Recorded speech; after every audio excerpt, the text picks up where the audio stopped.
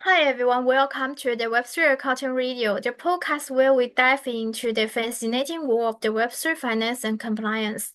I'm today's host Dan, and my partner is Wei Xiang. Hello, Wei Xiang. Hi, Diana. And today we have a special guest called Joe. And as a practitioner with 20 years career in Hong Kong's financial industry, which spans investment banking, asset management, regulator, and market operator, and most recently in virtual asset service provider. Joe is very confident that his expertise, experience, and especially his networks with the financial institutions, government authorities, regulators, and law enforcement agencies are quite unique. His latest career endeavor combines all his skill sets to promote Web3 data analytics solutions, including risk assessment, monitoring, and investigation tools to empower business, authorities, regulators for uh, transparent blockchain experience. And welcome you, Joe. Nice to Thank meet you. you. Thank you both. Thank you so much for having me today. Thank you. So today we are very lucky to have Joe on the podcast itself. Today, if you are payments service or exchange compliance head, and you would like to understand about, KYT, about how you know that the funds from customers is safe. So this is a very special opportunity to listen directly from Joe for 15 minutes about this topic. So I think, Joe, before we start the podcast, very happy that today Bitcoin has reached all-time high. Everybody is Yes. very happy. Yes. When we were chatting with the client, we were just watching the screen. And when the PTC became ATH, then everything was just become so, relieved because we were betting that the future of the blockchain or Web3 would be bright. And this kind of ATH today actually happens at the right time. Yeah, I think Yeah. it's very exciting as we record this podcast. Bitcoin has reached ATH. So, for an exchange itself or any platform, when they receive funds, maybe on behalf of customers or receiving funds themselves, they would face an issue if they do not check the funds coming in. So how would a platform know that incoming funds are safe? In the traditional world, in the Web2 world, the banks would do the checking, but how about in the blockchain world? Right. You point out a very, very big difference between Web2 to Web3, right? Most of the time when some of our clients want to upgrade from Web2 to Web3, they are really, really worried about the KYC part. Because in the traditional finance, everything goes through intermediaries, which means banks or sometimes custodians. They will do the very strict KYC process in which they will actually check the identity as well as the address proof and fund proof of the clients to finish the onboarding process. But as you might know, in the Web3 world, most of the time when you face the wallets, all you see is a bunch of address. And this really makes a lot of compliance officers or some of the government officials or even some of the potential Web3 entrants who are very worried. So what we can do to alleviate all these kind of worries, this is something I want to introduce you, which is called KYT, Know Your Transactions. That is the equivalent of the KYC in the Web3 world. So what we do is actually we build a huge database of the wallet addresses with the tag. We tag them with the labels that we know of. And from some of the base labels, which we know they're already really risky. For example, we collect this from OFAC. We collect them from some hackers reports. We collect them from the social media where you have this kind of security incidents. So these are all those public addresses. So that we have a base of the address that we use our AI and big data to track those transactions that they actually do. And in this case, we are able to track down those root addresses and those that interact with them. We tag those addresses with the label. For example, as we already know, some of the addresses are from scammers, then we can track down those scammers' address And basically, we can go through all these addresses and track down those addresses that have interacted with those addresses and tag them. So that once we have this database, everything else is very similar to what we do in the Web3 world, or Web2 world, where normally in your KYC system, you do a word check, right? You have a KYC, eKYC system. You input your name, then the name will then search in the database and give you a result. So in our case, it's the same. When you do the transfer from wallet address to your custodian or in your account, what we do is that we use this information to match our database and give you a score of all the wallet addresses that actually have come through the address. So that will give you a risk scoring. So in this case, when the client they were actually real-time scanning all those wallet address, and you have a basic understanding of who you're trading with. So in this way, we actually built this kind of way called KYT to help our traditional finance guys or those kind of Web2 people to understand more about the risks and do their risk management.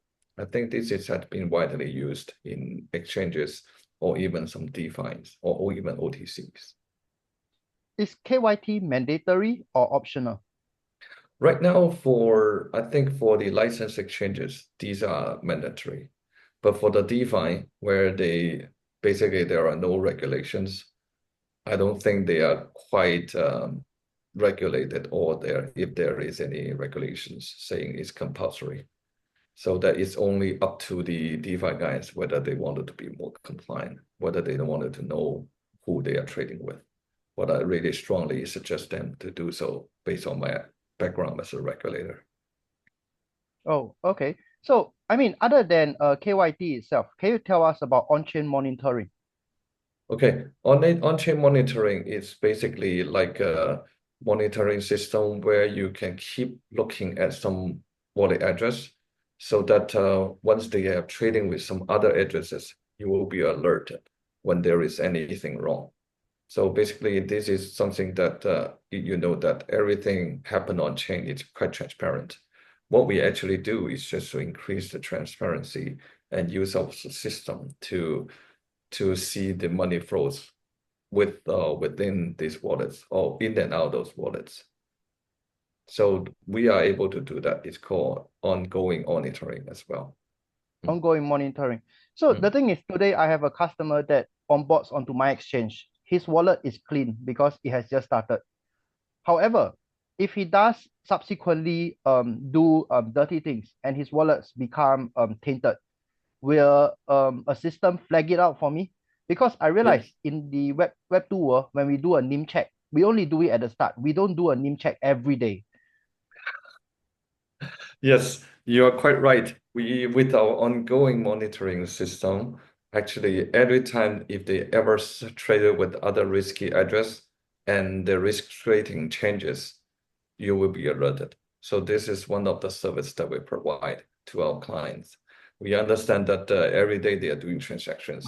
So it's highly likely they may have traded with some polluted or tainted addresses that they need to be aware of. So we do take care of this part. So don't worry about this. And you're raising a very good point as well. Okay. So I mean, nobody wants their wallets to be tainted, but you know, in the Web3 world, one of the issues that I face or any exchange face is we cannot stop money from coming in. So today, if a tainted wallet were to send funds to our wallet, you know, we would also have to receive the funds because it is not, we cannot block the money. But in this case, will it make like our wallet also become tainted? Because this is actually some of the questions that I face when I speak to people, like, you know, our customers, you know, they are concerned about this. Right. There are some ways that you can eliminate those risks. For example, once you already received them, you can freeze their accounts, right? That's one way to do it. On the second way is that when they about to transfer, especially for those exchanges that they are dealing with the other wallets every day, they will ask these senders to send their address as a pre-proof to you, so that they don't trade it yet, but you check it before they send it. So these are the ways that you can prevent your wallet from being polluted or being tainted by those poisonous or problematic addresses. I see. Thank you. So at this point in time, after hearing so much about KYT and on-chain monitoring, are you able to introduce the Beosin platform to us? Right. Actually, our Beosin, we are three parts of our business. Three parts. One is smart contract audit, which is where we started in 2018. We were among the first company that does this kind of business. And then we are on our way to serving our Web3 projects. We developed the KYT system as well as the fund tracing part. So overall, we have three parts of business. One is smart contract audit. The other is the KYT ongoing monitoring, which I already mentioned. And there is one more part called fund tracing. It's more for the investigation and law enforcement, or even some investigation specialists or professionals. So what we do is that the KYT part is more for the pre-monitoring or compliance to prevent those address or prevent those wallet from getting some problematic money. And for the tracing part is when the damage has happened, just like what you just said. For example, you have sent money out to an address, which you then realize that it's some scammers took your money, and then you want to trace it back. Again, using blockchain's traceability or blockchain's this kind of special attribute of blockchain, you can actually map where your transaction is going. That's what our tracing do. Basically, you can track each wallet one by one to go through the addresses, and until you reach some destination where you realize this is some exchange accounts, then you can issue a letter to the exchange account to ask for forensic. And then they will then get the KYC data. You will then get the identity of this address. This is how you close this kind of loop. So it's pre-monitoring, and then you got trace, three parts. Wow. So Joe, I think you have shared a lot about how we can keep funds safe, and in the event that funds are stolen, how we can use tools to actually trace it, and including law enforcement itself. But in today's episode, other than hearing, the professional side of you, we would also like to hear the secret side of you that is not shared publicly. So Diana, the time is over to you. Okay, so let's move to today's free talk session. And in this session, we will explore with you your inspiration for entering the Web3 field and your outlook for the future. So the first question is, why did you decide to enter the Web3 space? Because you have had a role with the Hong Kong Exchange and the SFC. So what drew you to the blockchain? Okay. That's actually my profile is not that secret. You can log into LinkedIn and find me, JOE. So you can actually see my profile, which is quite public. And the question you raise is actually something that I've been thinking, how did I end up here? And one of the explanation is that blockchain is something, I'm a computer guy. So if you look at my academic background, I have my computer science degree. So that I'm from engineering background. So when the blockchain actually came out to existence, I realized this could be something that could change the world. I became really fascinated with it. And then after a few years of studying it, we actually had some chance to get closer to it when I was in Hong Kong Exchange. Somehow they study the blockchain and trying to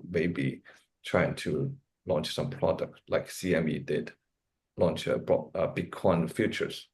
That's when I started to study Bitcoin and the blockchain.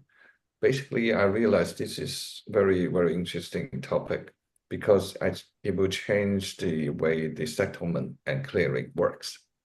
So I decided to give it more study myself. And after a while, after I've been with the exchange for a while, I became trying to do something on my own. So I did some mining myself and realized that it actually happens.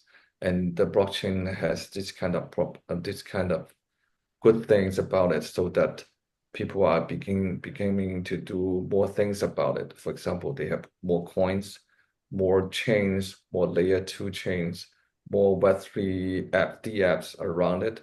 So the ecosystem become more and more, I think, is becoming more developed every single day, developing very fast. And at the same time, we also heard so many negative news about it. So from my background as a regulator, I really wanted to do something about it. So I joined, on one hand, I believe in the future of blockchain.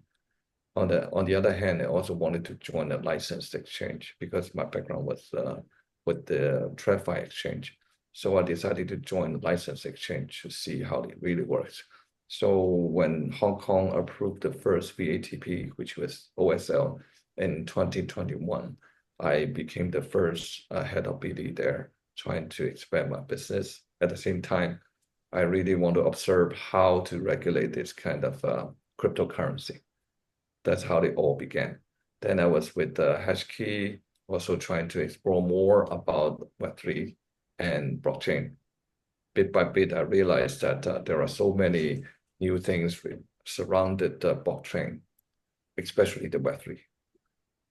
Yeah, so So I that's think how you I you have became fascinated. mentioned OSL, hash key. So this question, I think, and also regulator Joe, what do you think is the direction where the Hong Kong VASP scene is heading? Because I think 1 year ago everybody was very excited when Hong Kong was going to launch the VASP license, and many people joined the list itself. Subsequently, for some reason, quite a number of the players decided no, we are going to drop out. And then yes, currently there's still some players on the list itself. So Yep. where is the direction heading in the next 1 year? That's a good question, because I was among those exchanges that dropped out during that time. Because after HashKey, I joined another global exchange, which was going to apply for license. Then somehow they drop out of the process. So that's another topic. But I think this year, if you join the Hong Kong's FinTech Week, you will see everything is different, and the narrative is more institutional. So compare with Singapore, such I was also at the Token Tool for Night in Singapore in September, and you can realize that the atmosphere of Hong Kong is very different from Singapore.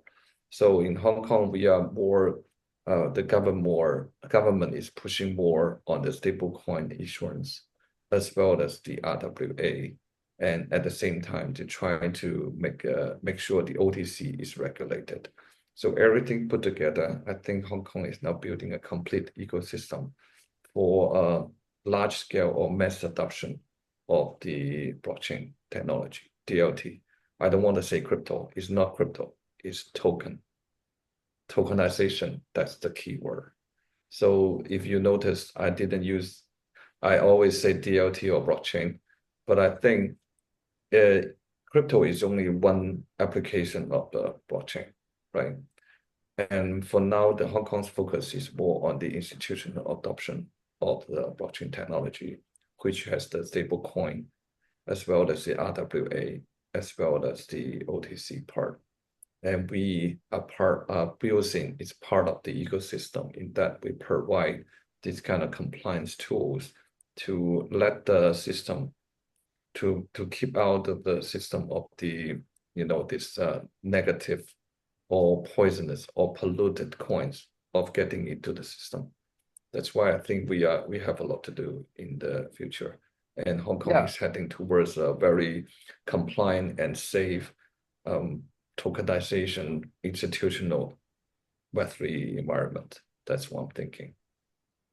yeah, I think it's going to be a very exciting year for you guys being one of the market leader in doing a key infrastructure safety part of all these institutional adoption. Like you mentioned just now, if you are institution, KYT is mandatory if you want to get license, and so this is the space that Hong Kong is growing towards. Yes, it's all written in the regulations now. It's mandatory to have this kind of KYT system in place. However, what I noticed that even though we all keep on saying this, a lot of the Web2 enterprises or this traditional finance, they still haven't know how to do this properly, and they are really scared. So I really want to make use of your channel to make a big shout out to those people who are still hesitating. Please just notice, just know that there are tools to help you. Don't be that afraid. And the time has come. You have to act now. Because you mentioned that there are a lot of institutions in Web2 want to enter the Web3 space. So I believe that during your career working with the regulation of the crypto, you have a lot of experience in the crypto regulatory. So do you have any lessons or experience that is very valuable to share with our listeners who want to enter this field? Enter the regulators field or just Web3? Like if they want to be successful in the Web3.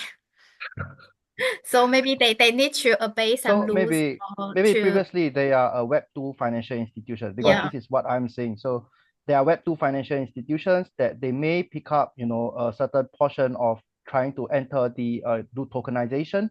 So I think in Singapore, Philip Security is one example. Philip Securities, they are known as trading brokers of equities previously, and now they are doing a custody action, and then they are doing RWA action. So this is something that we are seeing a trend towards, even traditional Web2 payments companies are thinking of, can I add a Yep. blockchain arm into my field? So what Yep. is one tip that you would give to, a project head or the CEO, who is looking to enter this from a finance or compliance perspective? Okay, I think there are several things. First of all, you have to be confident, to have to keep the faith. A lot of these kind of traditional finance, they haven't make up their mind because they don't see the future. They are afraid, oh, if I invest a lot, what if I cannot get back what I invested, right? This is always the worry. What I'm trying to say is that this is the future. You have to be very, very confident that the future will come, right? This is the first thing. The second thing is that they have to take some lessons, to study more, to participate in our training courses, to understand how it works, to alleviate their worries. That's the second thing. And the third thing is that there are not much, I don't think they need to invest too much because there are a lot of this kind of service providers out there. And I think now the service providers are getting more and more, they are charging less now because there are more users. At the beginning, I think they were very expensive, but now I think the costs are much lower than before and more affordable. So there are several things I can say to them for the institutions that that the time has come for several things just to be confident and to study more, do your research, and try some different service provider to help you to get this done. You don't have to do it yourself. A lot of times when we approach those brokers or those institutions, when they tell them what to do, they are really afraid. Oh, how can we do this? And what can we? What if we don't have the tech team to do this? And they have to know that a lot of things actually are borrowed from Web2 to Web3, TradFi to this kind of blockchain finance, let's say. A lot of things are just borrowed. What they are different is the on-chain part, which is the wallet or the custody part. This is the center. And the second part is the compliance part. And the third thing is the crypto, is the cybersecurity, where they have to be very, very sure that they are they are able to stand those hackers' attack. These are the key things they have to understand. Other things like trading, like the settlement, they are very similar to Web2. Thank you. So I think one thing is very interesting that you have mentioned that I realized the cost of software or good software is going down, but the cost of licensing or compliance cost is going up, and there are other service providers earning. But definitely, I think the cost of good software is going down compared to previously. Yes, yes. I can tell you that as more and more service providers getting in this field, the costs are bringing down significantly already. And we are one of them. We are trying to bring this kind of service to an affordable level so more mass adoption can happen. Okay, thank you very much. So what are you looking forward to in the compliance or the security aspects? Securities. What do you? Yeah, maybe in the compliance aspects, what are you looking forward to? Well, in compliance aspects, I think more and more, I think every compliance officer should take some courses to understand how KYT works and how So are to. there some courses that you can give a shout out to? Yes, the one you just mentioned, maybe it's about time that you can give everybody a little information about this, the course. Oh, so the course that I'm teaching is I'm teaching a crypto accounting course in December at ISCA itself. Yeah, so I will be covering KYT as well. Thank you, Joe. Yeah. Yes, we need more people like you guys to have more training courses, and we can always be there and provide a lot of support. So I think right now the compliance part is the most important thing. The education part is the most important thing. Education of compliance officers. Yes. Yep.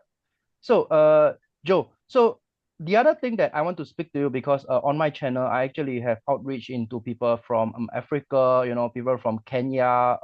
That is one huge part of my channel and the support. Very thankfully, that I have people from them, you know.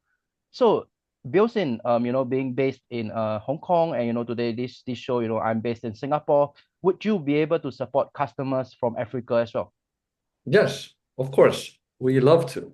And we don't have the right channel. So if you can use your channel that hook us up, that would be great. We love to do that. Okay, yeah. So thank you, Joe, today for joining us on the podcast. Any last words from you, Diana and Joe? Diana first.